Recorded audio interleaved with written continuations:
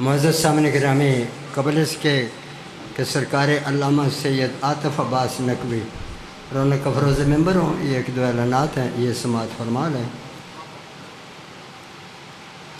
17-18 محرم کو امام بارگاہ النجف بی میں ایک مجلس اعظم منعقد ہو رہی ہے، جس میں ذاکر سید اقبال سنگھ شاہ صاحب، ذاکر سید فرخ عباس بخاری، ذاکر غلام عباس جپا، جناب مولانا سید محمد رضا نقوی اور اس کے علاوہ اور علماء و ذاکرین ہیں، وہ خطاب فرمائیں گے۔ 2 صفر کو امام بارگاہ جاگیری اکبر میں مجلس اعظم منعقد ہو رہی ہے، ڈوک فروز میں، اور خطاب فرما رہے ہیں علامہ سید علی رضا رضوی لندن، علامہ سید شہنشاہ حسین نقوی، سید اقبال سنگھ شاہ صاحب بجاڑ، شاعر شوکت رضا شوکت اور اس کے علاوہ اور علماء و ذاکرین ہیں، وہ خطاب فرمائیں گے۔ 29 محرم کو امام بارگاہ عاطف رضا کاظمی محلہ چشتیاں ڈکو روڈ میں مجلس اعزاء اور ماتمداری ہو رہی ہے۔ پنجاب بھر کی سنگتیں پرسہ پیش کریں گی، ماتمی حضرات سے خصوصاً شرکت کی استدعا ہے۔ چیلم کی مجالس اس امام بارگاہ میں 18، 19، 20 صفر کو منعقد ہو رہی ہیں، جس میں خطاب فرما رہے ہیں سید اقبال سنگھ شاہ صاحب، سید عامر عباس ربانی، محمد حسین شاہ صاحب، عمران عباس قمی اور اس کے علاوہ اور بہت سے علماء و ذاکرین ہیں۔ 18، 19، 20 کو چیلم کی مجالس اس امام بارگاہ میں منعقد ہو رہی ہیں۔ 25 محرم کو امام بارگاہ قصر زارا محلہ حسن آباد ڈھکو روڈ میں بعد از نماز ظہرین مجلس اعظم منعقد ہو رہی ہے، جس میں ذاکر وسیم باس بلوچ، ذاکر سید اقبال سنگھ شاہ صاحب، مولانا اظہر عباس شیرازی اور اس کے علاوہ اور علماء و ذاکرین ہیں، وہ خطاب فرمائیں گے۔ 25 محرم کو یہ ڈھکو روڈ میں مجلس اعظم منعقد ہو رہی ہے۔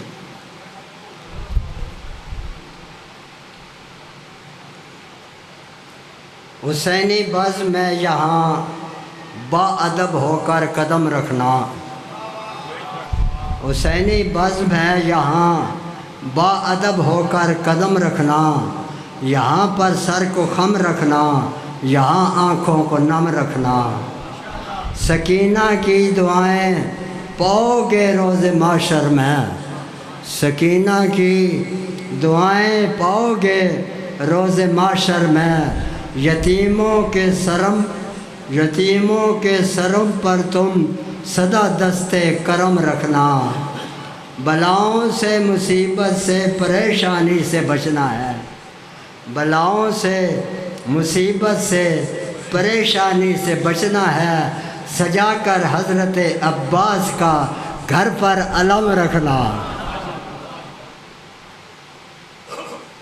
یہ ربیہ پڑھنے والے حضرات سے میری گزارش ہے کہ وہ جب کسی مقرر کو میں کھڑا کرتا ہوں، اس وقت جو ربیہ پڑھنی ہیں وہ پڑھ لیا کریں۔ دوران گفتگو قطع کلام ویسے بھی آداب گفتگو کے خلاف ہے، اس لیے دوران گفتگو جو ہے وہ ربیہ نہ پڑھا کرے، پہلے بے شک پڑھ لیا کرے۔ اب میں درخواست کر رہا ہوں سرکار علامہ سید عاطف عباس نقوی صاحب سے کہ وہ زیب ممبر ہوں اور اپنے مواعظ حسنہ سے آپ حضرات کو مستفید فرمائیں، اور ان کے بعد ذاکر البیسید اقبال سنگھ شاہ بجاڑ وہ آپ سے مخاطب ہوں گے۔ بر محمد و آل محمد بلند تر صلوات۔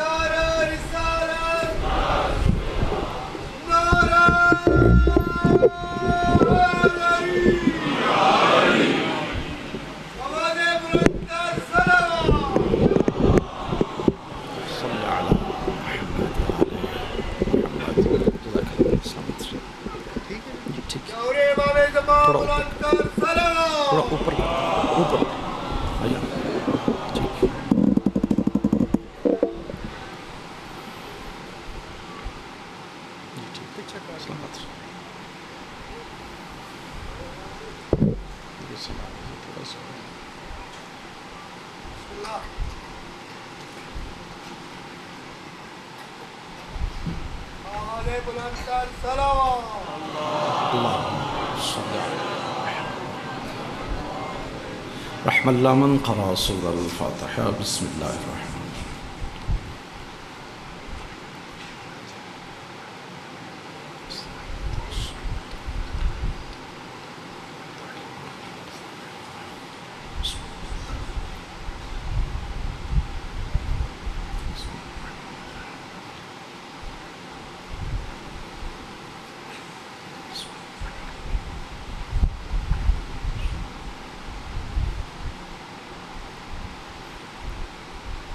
ابتداء کلام مجلس مولا امام حسین علیہ السلام، استجابت دعا کا وقت ہے۔ دعا فرمائیں مالک کائنات ہمارے اس پرسہ کو اپنی بارگاہ میں شرف قبولیت عطا فرمائے۔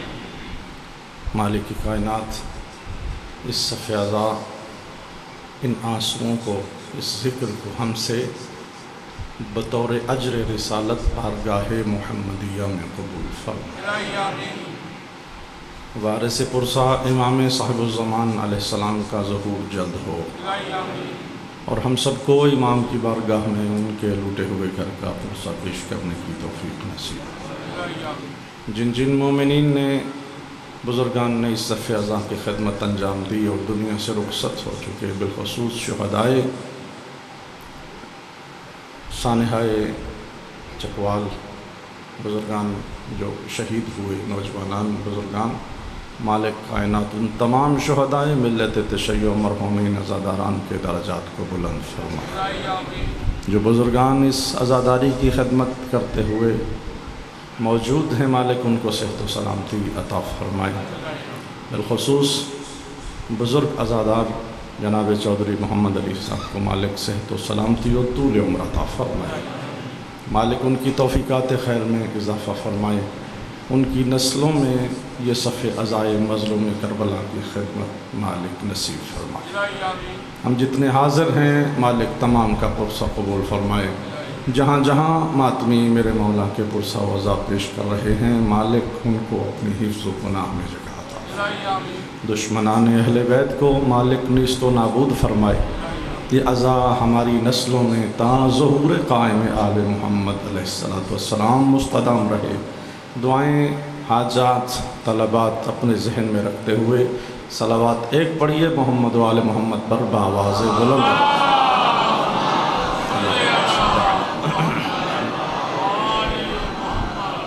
اعوذ باللہ من الشیطان الرجیم، بسم اللہ الرحمن الرحیم، نحمدک و نستعینک یا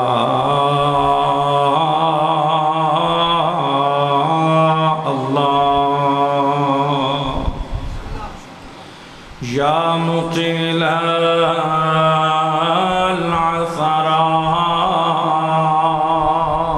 العثرات، یا کاشف الکربات،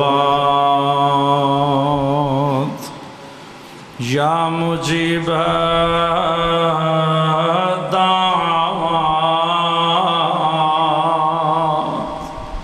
یا الصوات۔ الحمد للہ الذی جعلنا من المتمسکین بولایت امیر المؤمنین۔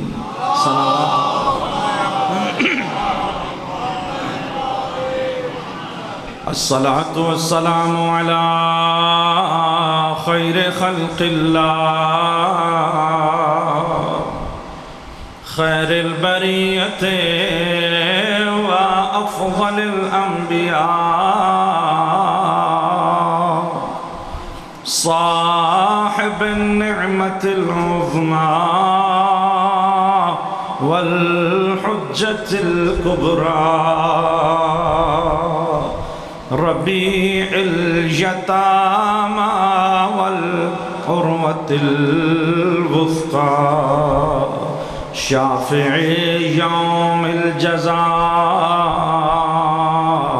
محمد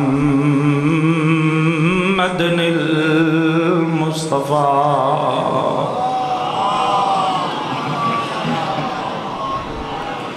الصلاة والسلام على وزيره وابن عمه وخليفته ووارث علمه والداعي إلى شريعته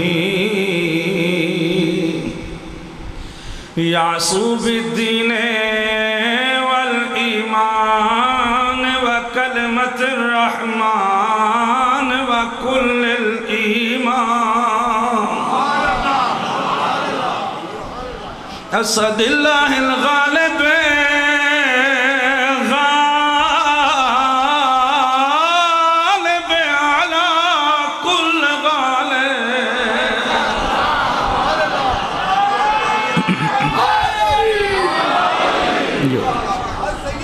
إمام المشارق والمغارب مطلوب كل طالب أمير المؤمنين علي بن أبي طالب. اللهم صل على محمد والصلاة والسلام يا والصلاة والسلام على آله الأتقياء النجباء الشرفاء لا سيما بقية الله صاحب الزمان روحي وأرواح العالمين له الفداء ولعنة الله على الأعداء. ہر بندہ بولے بے شمار أعدائهم أعداء الله بشمار فردا بعد فرد بشمار ونسلا بعد نسل. أما بعد فقال الله الحكيم في القرآن الكريم بسم الله الرحمن الرحيم إنما وليكم الله ورسوله والذين آمنوا الذين يقيمون الصلاة ويؤتون الزكاة وهم راكعون. صلوات.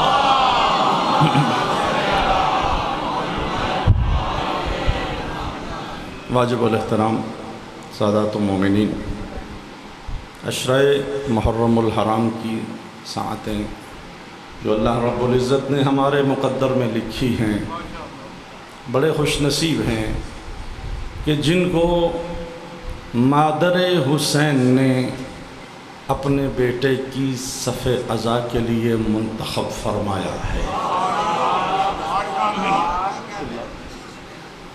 ہر کسی کا مقدر ہی نہیں کہ وہ حسین پہ روئے،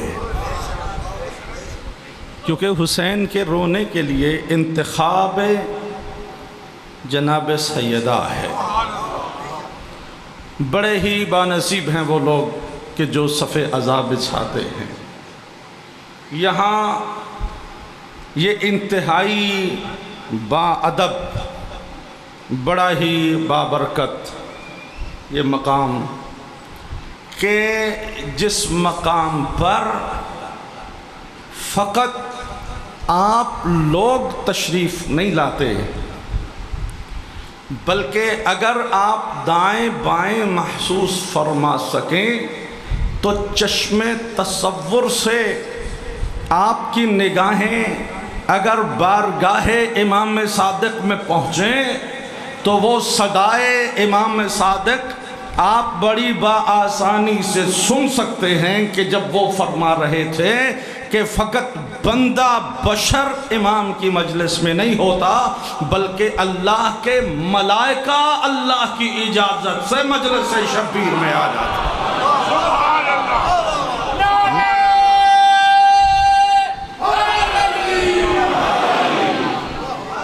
یہ عقل جیو.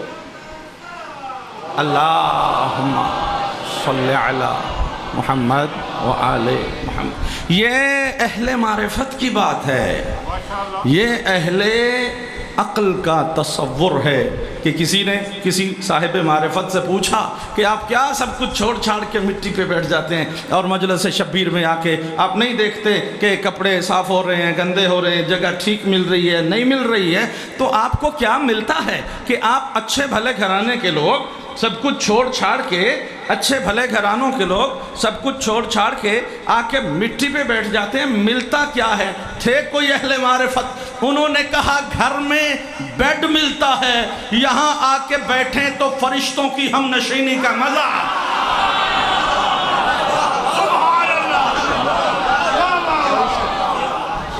یہاں ملائکہ کی ہم نشینی کا مزہ آتا۔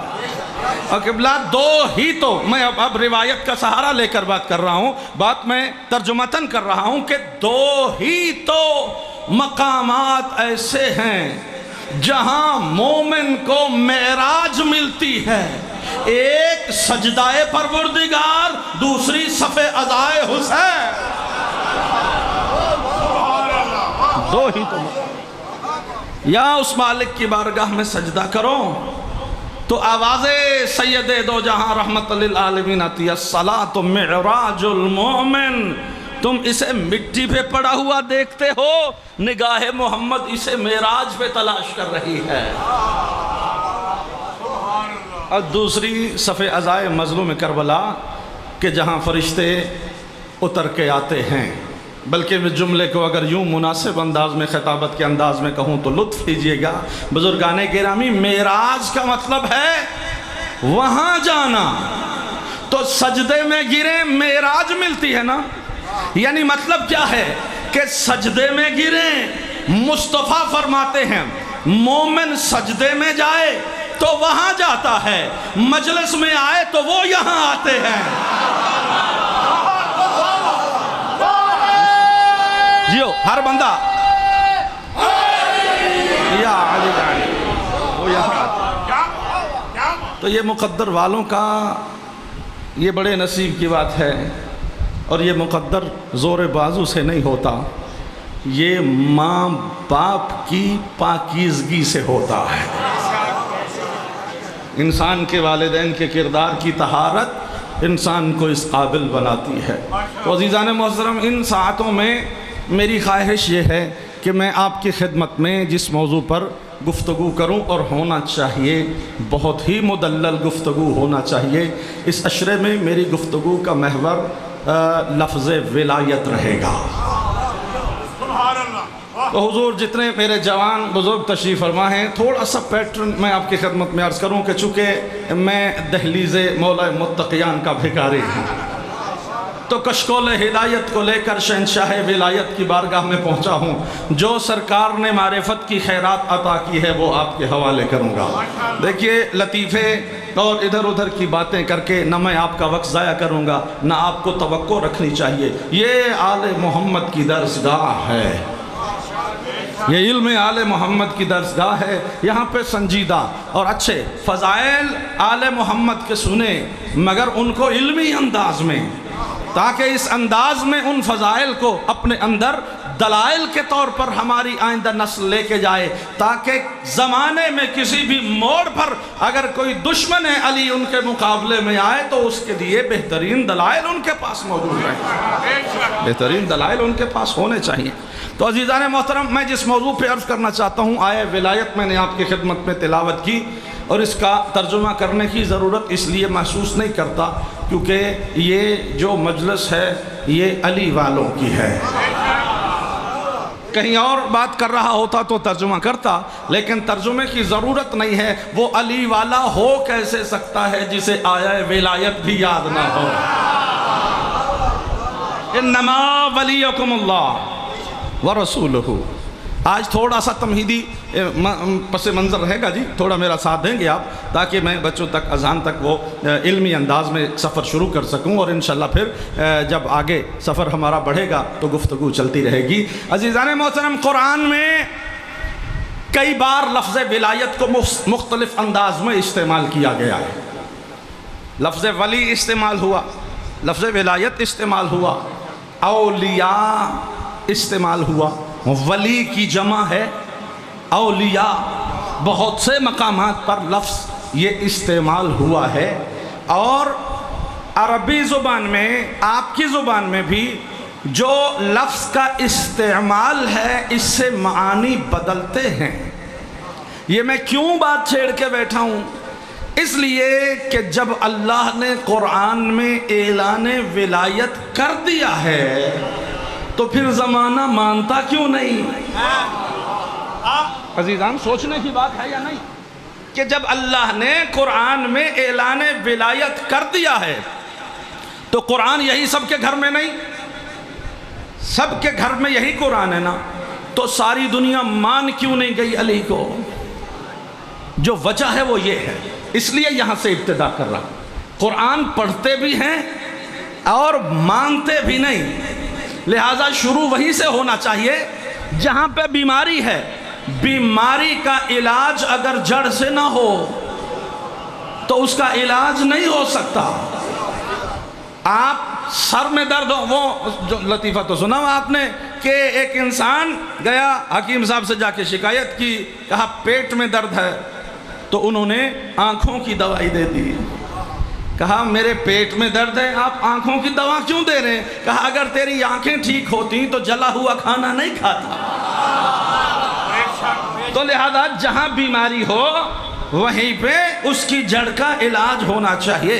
آخر قرآن میں اللہ نے اعلان ولایت کر دیا تو زمانہ مانتا کیوں نہیں؟ اس کی وجہ یہ ہے جو میں آج آپ کے سامنے تمہیداً کچھ گفتگو کے لمحات، آپ کو بہت میرا ساتھ دینا ہوگا اس مقام پر. تو بزرگان گرامی، در حقیقت یہ ہے کہ آپ کے اردو زبان میں بھی بلکہ ہر زبان میں کچھ الفاظ ایسے ہوتے ہیں کہ جو مختلف معانی میں استعمال ہوتے ہیں. مختلف معانی میں استعمال ہوتے ہیں. جب ایک ہی لفظ مختلف معنوں میں استعمال ہوتا ہے تو سامنے والا جان بوجھ کے بھی دوسرے معنی میں بات کو موڑ کے لے جاتا ہے اور حقیقت کا منکر ہو سکتا ہے. جس طرح کے لفظ ولی کے کئی معانی ہیں جو اہل لغت نے لکھے ہیں، لفظ ولایت کے کئی استعمالات ہیں جو اہل لغت نے، اہل عرب نے لکھے ہیں. اور قرآن نے بھی لفظ ولی کو اولیاء کی صورت میں، ولی کی صورت میں مختلف معانی میں استعمال کیا ہے. دوستی کے معنی میں بھی اللہ رب العزت نے قرآن میں لفظ اولیاء کو استعمال کیا کہ تم یہود و نصارہ کو اپنا اولیاء مت بناؤ. تو یہود و نصارہ کو کوئی اپنا خدا تھوڑی بنا رہا ہے. یہاں ولی سے مراد کیا ہے کہ یہود و نصارہ کو اولیاء مت بناؤ، یعنی اپنا دوست مت بناؤ. اسی طرح سے مختلف معانی میں لفظ ولی کو استعمال کیا گیا ہے. لیکن شریعت اسلامیہ کے مخصوص نظام میں یہ جو لفظ ولایت استعمال ہوا ہے اس کا معنی ہے سرپرست. اس کا معنی ہے سرپرست. لوگ دوستی کے معنی میں لے کے جاتے ہیں اور یہی وجہ ہے کہ نبی نے اللہ کے حکم سے پالانوں کا ممبر بنا کے اتنا لمبا چوڑا خطبہ دے کے اعلان فرمایا من کنت مولا ہو فہذا علی مولا. جس جس کا میں مولا ہوں اس کا علی مولا ہے. لوگ مانتے بھی ہیں. علامہ طارق جمیل صاحب نے ممبر سے خطاب کرتے ہوئے فرمایا کہ ہاں علی مولا ہیں. تو جب ممبر سے مان لیا علی مولا ہیں تو پھر ماتم کیوں نہیں کرتا؟ نہیں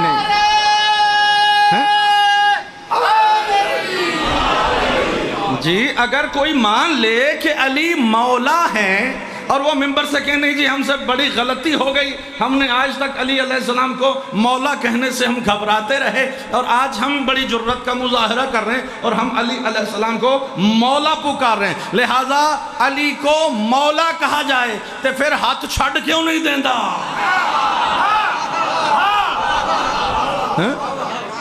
علی کو مولا مان لیا تو ہاتھ بھی تو کھولو. علی علیہ السلام کو پھر اپنا امام بھی مانو.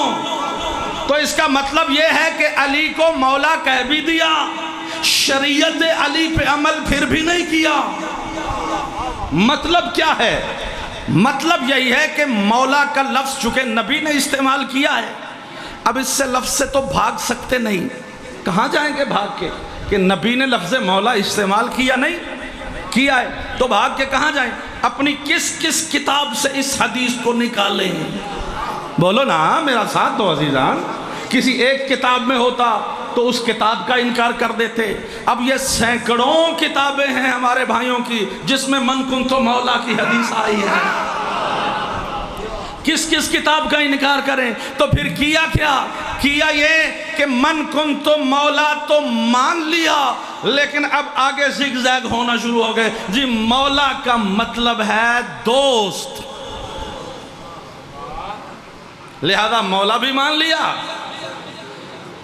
رند کے رند رہے ہاتھ سے جنت نہ گئی۔ توجہ جیو توڑتا ہی آواز جو جڑی تقریر ہے مولا دی ولایت ہے۔ دب دب ہر دب ہر دب بلندوں کا سکندر، رندوں کا تونگر، تاریخ کلندر، تعلیم کلندر، تبلیغ کلندر، تقریر کلندر، کلمے کا ڈھومر، آزان کی دیجت، تشہد کی قیمت، تبست کلندر، تبست کلندر، ہاتھ سجدہ امام، نعرہ جی سلامت رہیں میرے بزرگ، سلامت رہیں۔ عزیزان محترم توجہات میرے ساتھ مبذول رہیں۔ تو ایک لمبا سفر ہمیں طے کرنا ہے کہ لفظ ولی کا مطلب بدل دیا۔ وہ بڑا خوبصورت لکھا، خود بدلتے نہیں قرآن کو بدل دیتے۔ نہیں چاہیے تو انسان خود کو بدلے، مولا مانو تو ہاتھ کھولو، مولا بھی مان لیا اور وہاں بھی باقی کیوں جی؟ کہا جی مولا کا مطلب ہے دوست، علی علیہ السلام کو دوست مانا جائے۔ اور بہت خوبصورت جملہ کہا، اس سے خوبصورت جملہ دیکھیے، کچھ ایسی باتیں ہیں جو کچھ لوگوں نے کر دی ہیں اور اس سے اچھی بات نہیں ہو سکتی۔ اہل سنت کا پیر ہے لیکن خدا کی قسم ایسا با معرفت شبیر ہے، اس نے جو جملہ کہہ دیا ہے پھر آج تک کوئی نہیں کہہ سکا جو خواجہ اجمیر نے کہا دین است حسین، نہیں کوئی کہہ سکا جی، نہیں۔ بڑے بڑے لوگوں نے کلام لکھے لیکن خدا کی قسم امر ہو گیا یہ کلام، فرمایا دین است حسین۔ آپ 1000 بار اس کو سنیے، ہر روز سنیے، اس کی تازگی بالکل ویسی کی ویسی، ویسا تازہ کلام جیسا کہ ابھی اتر رہا ہے۔ دین است حسین، دین پناہ است حسین، سرداد نہ داد، دست در دست یزید، حقا کے بنا لا الہ است حسین۔ صلوات پڑھیے محمد و اہل بیت محمد کی ذات مقدس پر۔ ایک تو قبلہ اس کی تاثیر نہ گئی، اور پھر میرے مولا کے لیے من کنتو مولا ہو فہذا علی مولا، کہ علی کا معنی ہے دوست۔ تو اس کے بارے میں یہ جملہ میرے بھائی، ہمارے بڑے بھائی جناب علامہ عقیل الغروی صاحب نے جو جملہ کہا، اور بڑا عام ہے، ہر کسی کی وہ نگاہوں میں گزرا ہوا ہے، انتہا کر دی انہوں نے یہ جملہ کہہ کر۔ انہوں نے کہا علی کے بارے میں بات بعد میں کرنا، نبی نے ایک جملہ نہیں کہا کہ علی تمہارے مولا ہیں، نبی نے کہے ہیں 2 جملے۔ نبی نے یہ نہیں کہا پہلے کہ علی کو مولا مانو، نبی نے پہلے کہا ہے من کنتو مولا۔ تو وہ فرماتے ہیں، اس کا ثواب انہی کو جائے، اللہ زندگی دراز فرمائے، وہ فرماتے ہیں فعلی مولا کا معاملہ بعد میں دیکھیں گے، پہلے من کنتو مولا کو حل کر لو۔ نبی فرما رہے ہیں جس جس کا میں مولا، پہلے اپنا عقیدہ واضح کر، تو نبی کو کیا مانتا ہے؟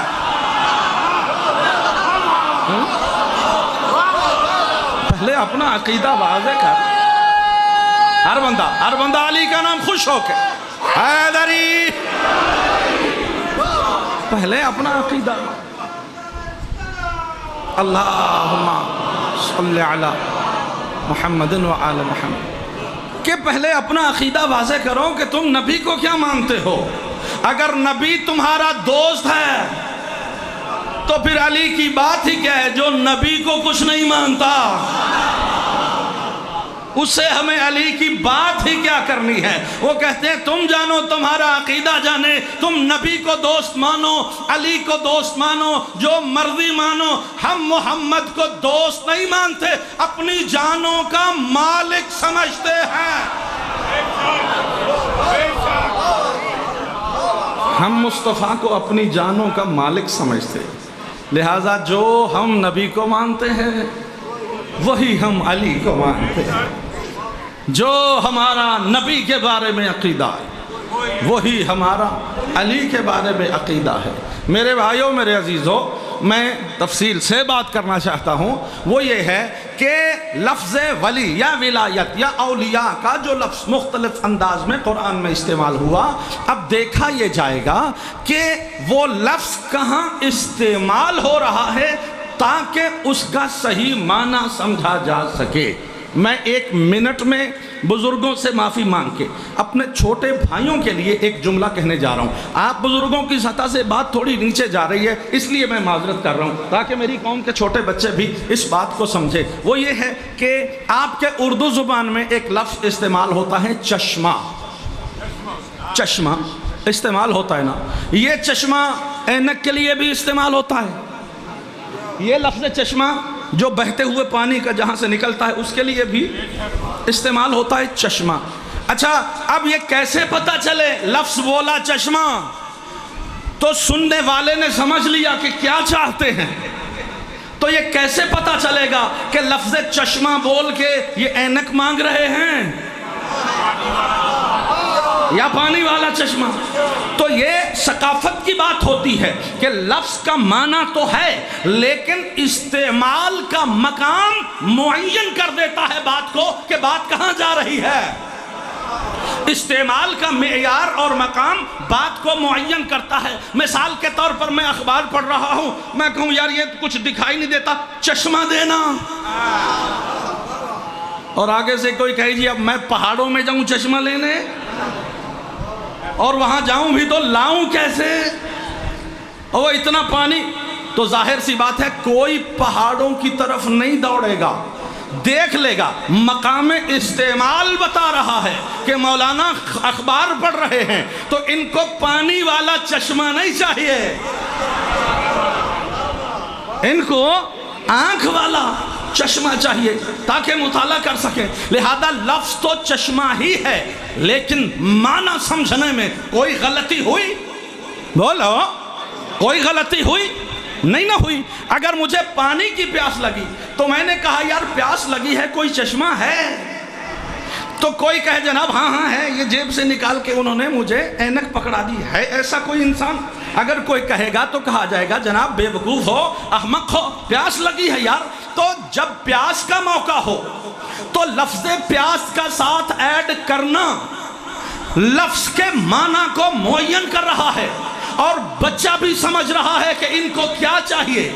لفظ کے معنی میں لوگ الجھتے نہیں، چونکہ استعمال اپنے معنی کو واضح کر رہا ہے۔ تو نبی معظم نے بھی جب یہ فرمایا من کنت مولا ہو فہذا علی مولا، تو لفظ ولایت کا معنی تو معین ہو گیا نا کہ اللہ نے مصطفیٰ کو کسی کا دوست نہیں بنایا۔ اللہ نے مصطفیٰ کو کسی کا دوست بنایا ہے کہ اس کی دوستی کے لوگ دعویٰ کریں؟ دوستی تو درکنار، اللہ نے رشتہ داری سے بھی منع کیا ہے۔ اللہ نے تو قرآن میں کہا ہے کہ وَمَا كَانَ أَبَا مُحَمَّدٍ وَمَا كَانَ مُحَمَّدٌ أَبَا أَحَدٍ مِّن رِّجَالِكُمْ وَلَٰكِن رَّسُولَ اللَّهِ وَخَاتَمَ النَّبِيِّينَ، خبردار محمد تم میں سے مردوں میں سے کسی کے باپ نہیں ہیں، یعنی کسی کے رشتہ دار نہیں ہیں، یہ اللہ کے رسول ہیں۔ یعنی رشتہ داروں کو بھی اللہ منع کر رہا ہے کہ خبردار محمد سے رشتہ داری نہیں نکالنی، محمد کی رسالت کی وفاداری کی کوشش کرنی۔ بات تو یہ ہے جب اللہ کسی کو رشتہ دار محمد نہیں بننے دیتا تو یار محمد بننے دیتا ہے. تو جب خدا کسی کو مصطفیٰ کا یار بننے ہی نہیں دیتا تو پھر مصطفیٰ کی کوئی دوستی کا دعویٰ کر سکتا ہے؟ عزیزان محترم، لفظ ولایت کا معنی معین ہے.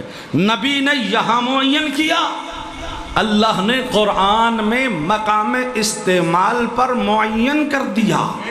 معین کر دیا. سنیے گا، اللہ رب العزت نے قرآن میں ولایت کا اعلان کیا. کیا ارشاد فرمایا؟ ارشاد فرمایا انما ولیکم اللہ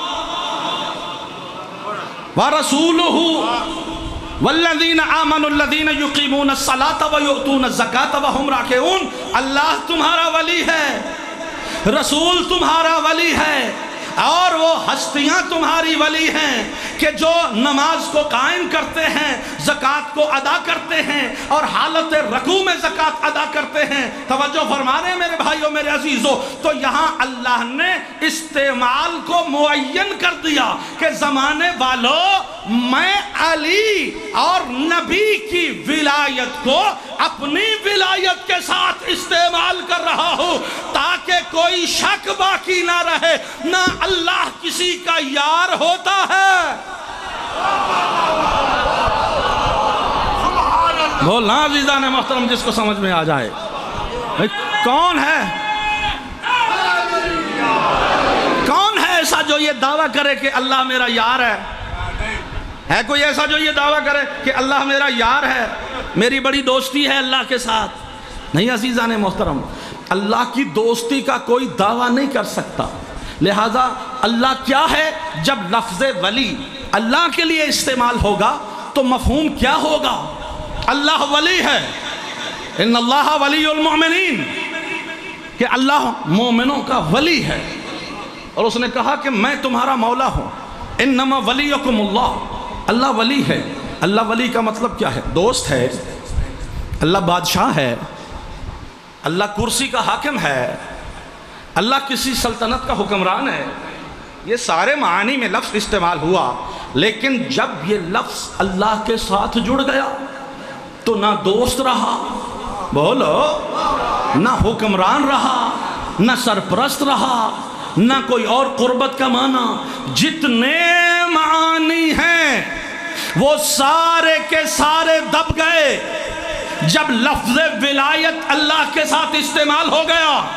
اب جب اللہ نے کہا میں ولی ہوں تو سارے زمانے کے تمام شکوک و شبہات اللہ نے دور کر دیے. کسی کو بھی سمجھنے میں کوئی شک و شبہ نہ رہے کہ اللہ ولی ہے، یعنی اللہ کسی کا دوست نہیں، اللہ کسی کا رشتہ دار نہیں، اللہ کسی کا یار نہیں، بلکہ اللہ تو جانوں کا مالک و مختار ہے. اللہ جیو ہر بندہ.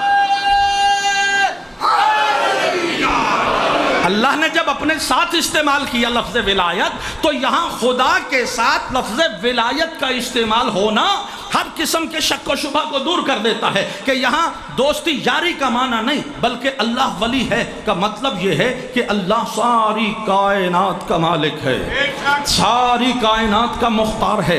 کائنات میں ہر ایک چیز حضی روح کی نبض پہ ہاتھ ہے اس پروردگار کا. جسے چاہے وہ زندگی دیتا ہے، جسے چاہے وہ موت دیتا ہے، وہ پروردگار ہے. اس کا حکم چلے گا. شریعت میں جو کرنا ہے وہ اللہ کے حکم سے کرنا ہے. پھر جیسے ہی اس نے لفظ ولایت کو اپنے ساتھ استعمال کیا، ساتھ ہی پلٹ کے کہہ دیا وَرَسُولُهُ،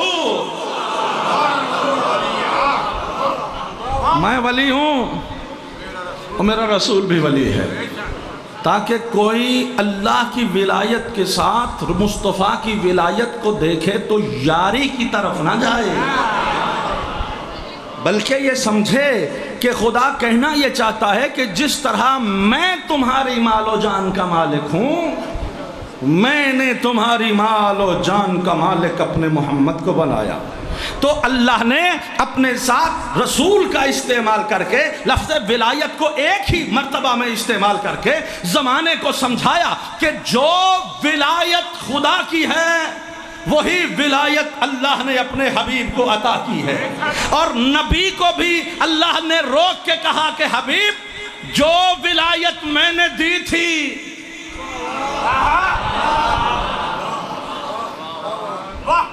بلغ ما انزل الیک، جو ولایت تم پہ نازل ہوئی تھی نا اب وہ آگے پہنچائیے.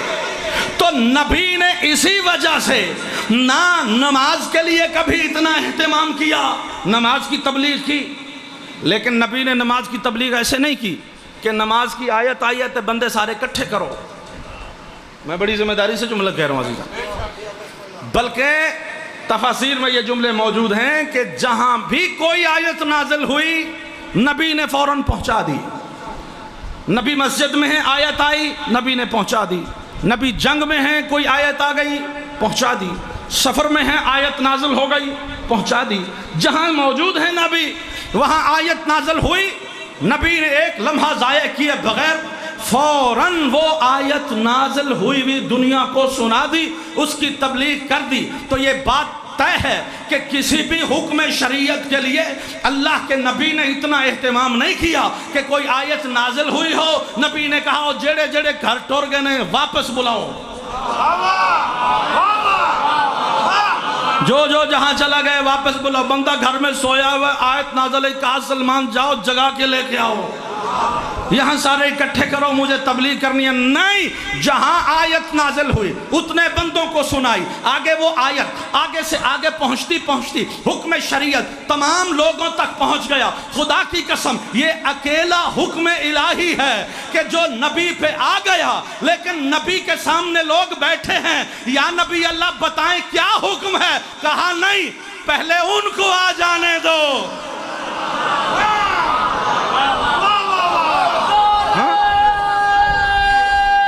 جیو ہر بندہ علی کا نام یا علی، کہا یا نبی اللہ، یا علی، کہا یا نبی اللہ سنائیں کیا حکم ہے؟ نبی نہیں سنا رہے. نبی فرماتے ہیں کہ پہلے بندے اکٹھے کرو، سارے آ جائیں، کوئی رہ نہ جائے، کوئی رہ نہ جائے کہ یا نبی اللہ میں تو تھا ہی نہیں، تاکہ میں آپ کی خدمت میں وہ پیش کرتا اور میں آپ کی خدمت میں ہوتا اور وہ میں ساری بات سن لیتا اور پھر میں اس کی اطاعت کرتا. نہیں، نبی نے کہا جو آگے ہیں ان کو واپس بلاؤ اور جو پیچھے ہیں وہ سارے جب تک نہ آ جائیں میں یہ بات نہیں کروں گا. تو جب سارے لوگ اکٹھے ہو گئے نا، بات ختم کرتے ہیں جی، جب سارے لوگ اکٹھے ہو گئے نا، آگے والے بھی آ گئے پیچھے والے بھی آ گئے، اب سارے ہو گئے اکٹھے. بات آپ کو معلوم ہے، میں نتیجہ دے رہا ہوں. کہا جب سارے اکٹھے ہو گئے تو اب اللہ کے نبی نے کہا کہ سب کے پالان اتارو. اچھا، پالان اتارو سے ہمارا مفہوم ایک طرف جاتا ہے کہ شاید نبی یہ چاہتے ہوں کہ پالان اتار لو کوئی بھاگ نہ جائے. جی بھاگ نہ جائے. ایک صلوات پڑھیے محمد و اہل بیت میں. بسم اللہ جناب. مولا السلام. بھائی جان تشریف لے آئے تو بات کو کلوز کرتے ہیں. توجہات ہیں حضور میری جانب؟ اگر آپ متوجہ ہیں تو بات مکمل کریں. میرے بھائیوں میرے عزیزوں، نبی نے پالان اتروائے. لوگوں نے یہ سمجھا کہ شاید اس لیے اتروائے کہ کوئی بھاگ نہ جائے. جس نے بھاگنا ہے اسے نبی روکیں گے؟ جو بھاگنا ہی چاہے وہ پالان چھوڑ کے نہیں بھاگ سکتا. یار حیران ہو گئے ہو، جو علم چھوڑ کے بھاگ سکتا ہے وہ پالان نہیں. بھاگنا ہے جس نے، اس نے بھاگنا ہی ہے، اس سے کیا لگے. اچھا دوسری بات، اگر نبی کی مشیت نہ ہو کہ یہ بھاگے تو وہ بھاگ سکتا ہے؟ میری بات کا وزن نہیں کیا آپ نے عزیزاں. بھائی نبی نہ چاہیں کہ یہ جائے تو جرت کس کی ہے کوئی جائے؟ بول رہے ہو؟ ہے کسی کی جرت کہ نبی کہیں نہیں جانا تو وہ چلا جائے؟ یہ معمولی انسان سمجھتے ہو؟ یہ مصطفیٰ ہے جس کے بیٹے امام زین العابدین نے شام کے بازار میں ایک بار کہا تھا اسکت، تو جانوروں کے گلوں میں گھنٹیاں ہل تھی. بے شک بے شک بے شک.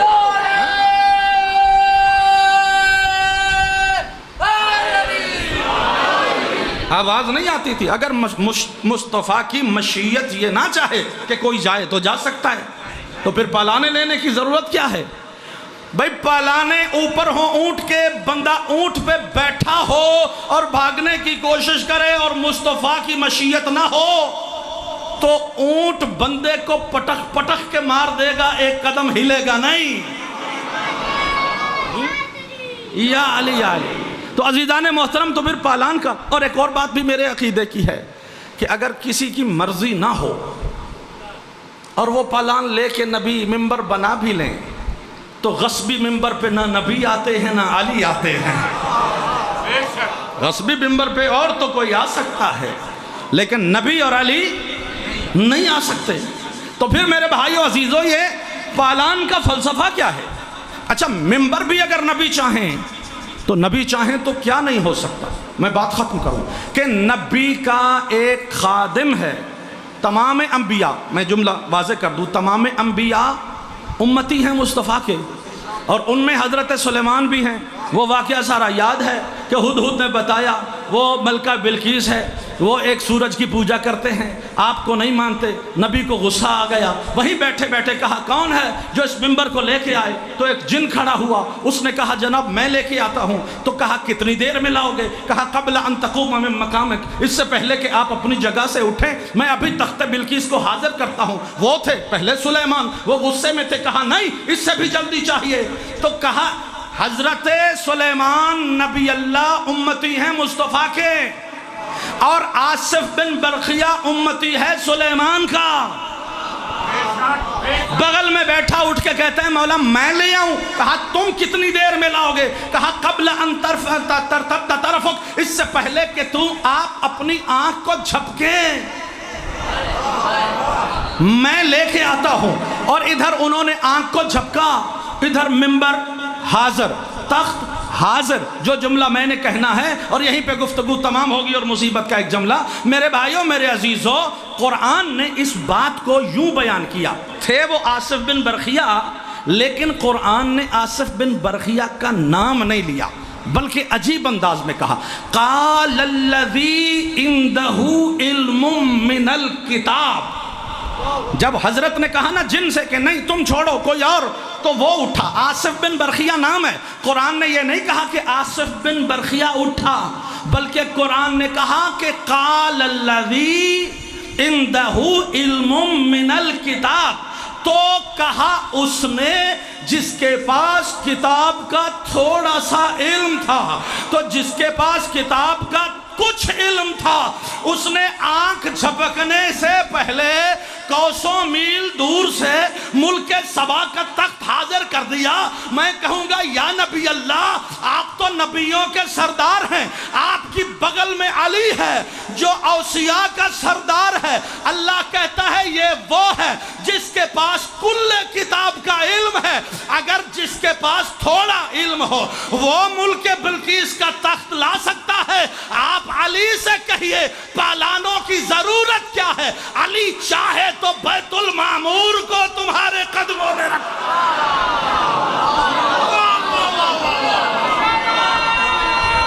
جیو ہر بندہ یا علی چاہے تو بیت المعمور.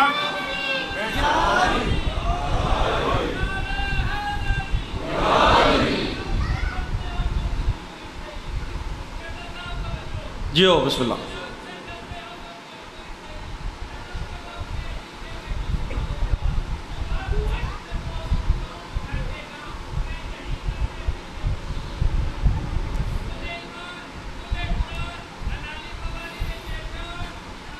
جتنے بندے ہاتھ بلند کر کے حیدری جیو سلامت رہو.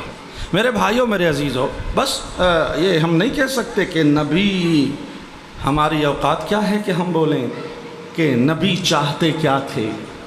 نبی بس وہ چاہتے تھے جو اللہ چاہتا تھا. یہ اب ہم اپنی طرف سے جو ہمیں خیرات ملتی ہے معرفت کی کوشش کرتے ہیں, تو جو جملہ ہماری خیرات ہمیں ملا وہ یہ ہے کہ شاید نبی کریم یہ چاہتے ہوں کہ پالان کا منبر اس لیے بنایا تاکہ اس زمانے کی سب سے بڑی سواری ہے اونٹ، اور اونٹ پہ لوگ خود بھی سفر کرتے ہیں، خانوادوں کو بھی سفر کرواتے ہیں، فیملی بھی اونٹ پہ سواری کرتی ہے، اور اونٹ بغیر پالان کے سواری کے لیے آمادہ نہیں ہوتا۔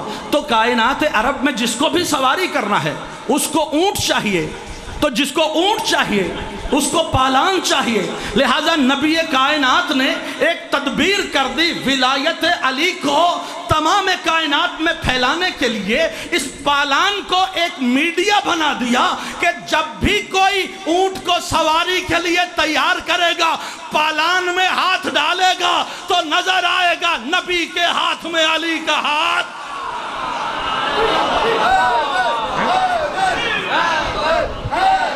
جیو یک زبان نعرہ حیدری۔ تو نبی چاہتے ہیں کہ ہر ایک ذہن نشین رکھے کہ علی کو مولا قرار دیا گیا۔ عزیزان محترم، بات طویل نہ ہو جائے، میں اختتام پذیر کروں۔ اسی ولایت کے اعلان کے عوض میں علی کی اولاد نے بہت خرچہ کیا۔ یہ ولایت بہت سستی چیز نہیں ہے، بہت خرچ ہو گیا علی و بطول کا۔ میرے بھائیوں، میرے عزیزوں، میں نے کل بھی یہ جملہ عرض کیا، آج پھر جملہ کہہ دیتا ہوں۔ حج کا موسم ہے، بہت سے حاجی حج کر کے آئے، لمبا مصائب نہیں، مصائب شاہ جی پڑھیں گے، میں ایک جملہ بس مصیبت کا کہہ کے حاضری لگوا کے زحمت تمام کرنے لگا ہوں۔ حاجیوں سے پوچھو تو حاجی اپنی پوری سٹوری سنائے گا، بڑے خوشی خوشی، یہاں سے ہم گئے، وہاں ہم رکے، ہم نے یہ کیا، ہم نے وہ کیا، اور آپ سنتے رہیے اور دیکھتے رہیے ہر حاجی کی کیفیت، کہ جب وہ آخر میں روضہ رسول سے الوداعی کی بات کرے گا اس کی آنکھیں نم ہو جائیں گی۔ اور یہ جملہ ہوتا ہے ہر حاجی کا کہ یار باقی سارے اپنی جگہ، جب مدینہ سے نکل رہے تھے تو دل کرتا تھا زندگی طویل ہو جائے اور آنکھوں میں محمد کا روزہ رہ جائے۔ آخر جس کا کلمہ پڑھتے ہیں اس سے عقیدت کا یہ عالم تو ہونا ہی چاہیے کہ انسان ذہن میں یہ سوچے، اور ظاہر ہے ہر انسان یہ سوچتا ہے کہ مصطفیٰ کا روزہ میری نگاہوں میں رہ جائے۔ اور ایک اور جملہ میں نبی کریم سرکار دو عالم کا ارشاد بھی ہے کہ حب الوطن من الایمان، سرکار فرماتے ہیں وطن کی محبت ایمان کا حصہ ہے۔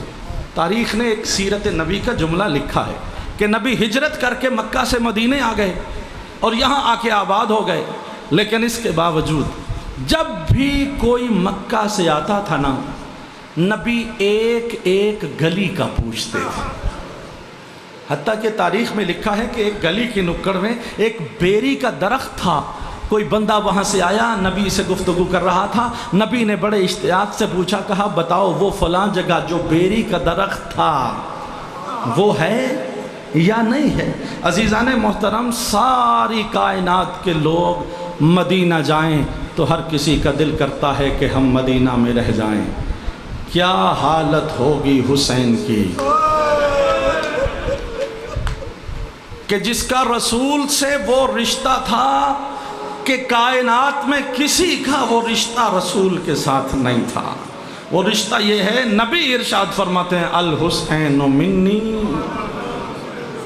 وَأَنَا مِنَ الْحُسَيْنِ۔ عزیزان محترم، فقط حسین کا رشتہ نبی سے نہیں بلکہ نبی کا عشق ہے حسین کے ساتھ، اور نبی کا اپنا عشق نہیں، نبی تو زبان بھی ہلاتے ہیں تو اللہ کی مشیت سے۔ اس کا مطلب یہ ہے کہ جتنا عشق محمد کو ہے حسین سے، اس سے کہیں زیادہ عشق خدا کو ہے حسین ابن علی سے۔ یہی تو وجہ ہے کہ اگر نبی کہیں سجدے میں سر رکھ کے اس کی عبادت کر رہے تھے اور حسین چلتے ہوئے پشت نبی پہ بیٹھ گئے تو اللہ کی آواز آئی، میرے حبیب سجدے سے سر نہیں اٹھانا، سجدے سے سر نہیں اٹھانا، حسین بیٹھا رہے، تم سجدے میں سر رکھے رہو۔ یہ ہے حسین کا قد، یہ ہے حسین کا عشق جو اس کا نانا بھی اس سے کرتا ہے، اس کا مالک خدا بھی اس سے کرتا ہے، اور حسین بھی۔ تو جب حسین کو مدینہ چھوڑنے کا فیصلہ کرنا پڑا تو نہ جانے کس کلیجے سے حسین نے یہ فیصلہ کیا، تو تاریخوں نے یہ جملہ لکھا کہ حسین کئی بار جا کے نانا کی قبر کو سینے سے لگاتے تھے۔ ادھر رات کی تاریکی ہونے والی ہے، حسین تیاری بھی کروا رہے ہیں، جلدی سے جاتے ہیں، کبھی جا کے بیویوں کی تیاری کو دیکھتے ہیں، رباب ابھی اصغر تیار نہیں ہوئے۔ اجرکم علی اللہ، بھائی جس کو رونا ہے اس کو خیرات میں مانگنا ہے، میرا کام ہے سبب مہیا کرنا، رباب ابھی اصغر کو آمادہ نہیں کیا۔ پھر نانا کی قبر یاد آ گئی، دوڑتے ہوئے آئے، نانا کی قبر کو سینے سے لگا لیا، نانا تمہارا حسین چھوڑے جا رہا ہے، نانا تیرا حسین جا رہا ہے۔ پھر جلدی سے اٹھے اور جا کے جناب زینب کبریٰ سے، زینب بہن مجھے دیر ہو رہی ہے، ذرا آمادگی ہو جائے۔ پھر نانا کی قبر پہ جائے، دوڑ کے جا کے نانا کی قبر کو سینے سے لگا لیا، نانا میں اکیلا نہیں جا رہا، تیری زینب میرے ساتھ۔ اجرکم علی اللہ۔ بار بار اب تاریخ نے، مقتل نے جو تصویر لکھی ہے وہ میں آپ کے حوالے کر رہا ہوں کہ جلدی جلدی بار بار جاتے اور تیاری کے مناظر میں بھی جا کے سب کو کہتے جلدی کرو اور یہ کرو، سارے احکامات بھی صادر کر رہے ہیں، اور بار بار دوڑ کے نانا کی قبر پہ بھی جا رہے ہیں اور نانا سے جا کے الوداع بھی کر رہے ہیں۔ خدا کی قسم میرا کلیجہ پھٹتا ہے، اتنا حسین مضطرب نہیں رہا ہوگا روضہ رسول پر جتنا قبر مقدس میں مصطفیٰ پریشان ہے۔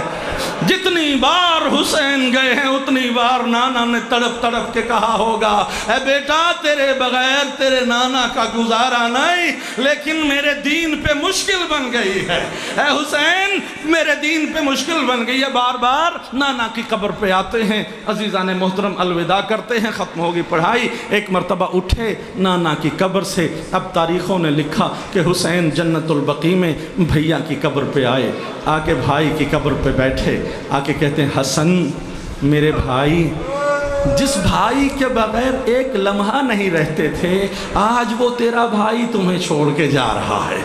اور ایک بات کی، اے حسن میرے بھائی، مجھے معلوم ہے کہ میں وہاں جا رہا ہوں جہاں جا کے مجھے غریب ہو جانا ہے۔ عجب نہیں ہے میرے مولا حسن کی آواز آئی ہو، اگرچہ حسین میں تمہارے ساتھ نہیں ہوں لیکن میرا قاسم تو تمہارے ساتھ ہے نا، میں اپنی قربانی تمہارے ساتھ ساتھ بھیج رہا ہوں۔ عزیزان محترم، مولا رسول خدا کی قبر مطہر سے الوداع کیا، بڑی ہی عزت و شہامت کے ساتھ بیٹھے حسین، بھائی کی قبر پہ آئے، بڑے ہی احتشام سے حسین نے بھائی کی قبر کو سینے سے لگایا۔ لیکن تاریخ مقتل نے ایک جملہ لکھا، جہاں تک ماتمی تشریف فرما ہو، ایک مرتبہ حسین بھائی کی قبر سے اٹھے اور دوڑے ایک قبر کی جانب جس کا نشان مٹا ہوا ہے۔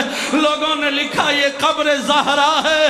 اماں کی قبر کی طرف حسین ایسے دوڑتے ہوئے آ رہے ہیں جس طرح چھوٹا سا بچہ اپنی ماں کو دیکھ لے تو بھاگ کے آتا ہے، آ کے اپنی ماں کی قبر مطہر پہ بیٹھے نہیں بلکہ اپنے آپ کو ماں کی قبر پہ گرا دیا قبر زہرا پر اپنے آپ کو۔ اور جو تین جملے میں نے پڑھنے ہیں اسی پہ مجلس تمام ہو رہی ہے عزیزان محترم۔ آ کے حسین نے ماں کی قبر کو سینے سے لگا کے رو کے ایک جملہ کہا، السلام علیک یا اماں، اے اماں تیرے حسین کا آخری سلام، اے اماں تیرے حسین کا آخری سلام۔ جو میں نے مقتل میں روایت پڑھی ہے میں تصویر آپ کو دکھا رہا ہوں، مقتل کی کتاب کا وہ صفحہ آپ کی خدمت میں پیش کر رہا ہوں کہ حسین قبر پہ بیٹھے اپنے آپ کو گرا دیا، ایک بار سلام کیا، السلام علیک یا اماں، اے میری ماں میرا آخری سلام ہو۔ حسین نے سلام کیا ایک بار، قبر میں تڑپ گئی حسین کی ماں، تین بار سلام کا جواب دیا حسین کی ماں نے۔ لیکن مقتل نے یہ لکھا کہ یہ حسین کی ماں کے جواب نہیں تھے بلکہ زہرا کے تین بین تھے جو حسین کی ماں نے جیتے جی حسین کے کیے۔ حسین ماں کا سلام کر رہے ہیں، پہلا بین جو ماں نے قبر میں تڑپ کے کیا، کہا وَعَلَيْكَ السَّلَامُ یا غریب الام، او ماں کے غریب بیٹے میرا بھی سلام۔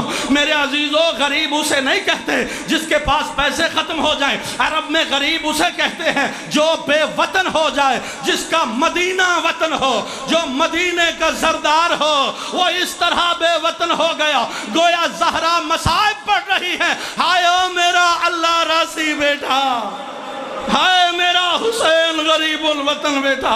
یہ پہلا جواب تھا وَعَلَيْكَ السلام یا غریب الام۔ دوسرا جواب جو میری آقا زادی نے کیا، دوسرا بین ہے جو ماں نے حسین کا کیا، فرماتی ہے وَعَلَيْكَ السلام یا عطشان الام، او ماں کے پیاسے بیٹے میرا بھی سلام ہو۔ گویا سیدہ یہ بین کر رہی ہے، حسین مت بھول، تیری ماں جانتی ہے کس طرح 3 دن کا پیاسا بھاگتے ہوئے گھوڑے سے، کس طرح بھاگتے ہوئے گھوڑے سے اترے گا۔ آخری جملہ میرے بھائیوں، ماتم کا جملہ میری آقا زادی کا بین ہے جو حسین کی پاک ماں نے حسین کا بین کیا، وہ یہ ہے کہ پہلا کہا وَعَلَيْكَ السلام یا غریب الام، وَعَلَيْكَ السلام یا عطشان الام، اور تیسرا بین سیدہ نے کیا وَعَلَيْكَ السلام یا سحقان الام، اے ماں کے وہ بیٹے۔ اب میں لفظ سحقان کا ترجمہ کرنے جا رہا ہوں، سیدوں ماتمیوں معاف کر دینا، یہ ماں کا بین ہے، رو کے کہتی ہے وَعَلَيْكَ السلام یا سحقان الام۔ عربی میں سحقان اسے کہتے ہیں جس کے قتل کے بعد اس کے لاشے پہ گھوڑے دوڑا دیے جائے۔ ہاں ادھر حسین کا سر اقدس کٹا، مشرق کے گھوڑے مغرب، مغرب کے گھوڑے مشرق۔ تاریخ نے لکھا بہنیں دیکھ رہی ہے حسین کے سینے کی ہڈیاں۔ اللہ لعنت اللہ